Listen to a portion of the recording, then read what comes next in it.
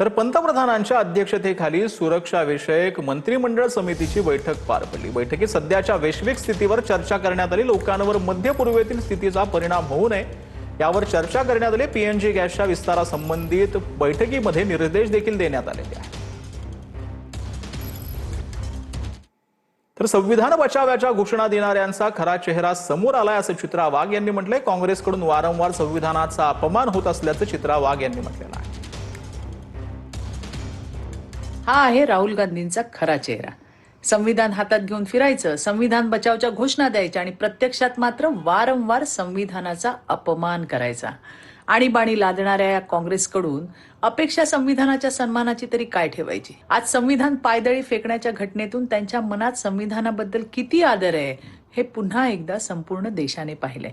त्यातूनच त्यांची मानसिकता समोर येते आणि म्हणूनच समान नागरी कायद्याला विरोध, तुकडे तुकडे गँगला पाठबळ आणि देशाला विभागणाऱ्या राजकारणाला खतपाणी घालण्याचं काम काँग्रेस सातत्याने करत आली आहे। तर धमक्या येत असल्यास दिपकेंनी तक्रार करावी, कोर्टात जावं असं चंद्रकांत पाटलांनी म्हटले। दिपके यांना धमक्या येत नसतील असं माझं म्हणणं नाही, पण धमकी देणारा भाजपचाच हे कशावरून असं चंद्रकांत पाटलांनी विचारलंय। भाजप प्रवेशाच्या आरोपांवरून मंत्री चंद्रकांत पाटील यांचे अभिजित दिपकेंना हा सवाल पाहायला मिळाला। पोलीस सहकार्य करत असतील असं होत नाही, न्यायालयात जात बघावी किंवा धमक्या येतात आणि पोलीस मला प्रोटेक्शन देत नाही, तर अशा प्रकारच्या धमक्या येतच नसतील असं माझं म्हणणं नाही।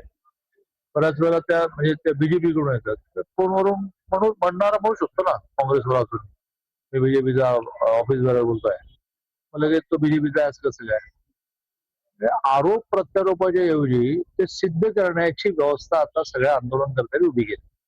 आरोप करणं सोपं आहे, त्याचं नेमकं काय बघायला पाहिजे ना।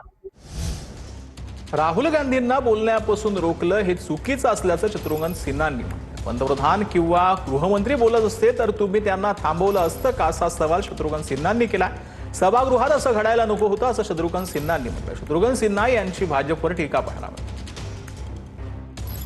अब वो अपनी बात जब रख रहे थे, पूरा विपक्ष क्या, लोकसभा क्या, पूरा देश उनकी ओर देख रहा था और आपने उनके आधे रास्ते रोक दिया। ऐसे तो बहुत बार हमने देखे हैं, चर्चा में बहुत शोर शराबा होता है, क्या किसी को आप आधे रास्ते रोकते हैं। माननीय प्रधानमंत्री जी अगर बोल रहे होते या माननीय गृह मंत्री जी बोल रहे होते तो उनको आधे वक्तव्य के साथ आप उनको रोक देते। किसी की जरूरत थी, किसी की हिम्मत थी। इससे लोगों को लगता है कि कहीं ना कहीं कुछ मिली भगत है ऊपर बैठे लोगों की और हमारे रूलिंग पार्टी के फ्रेंड्स की। नहीं होना चाहिए।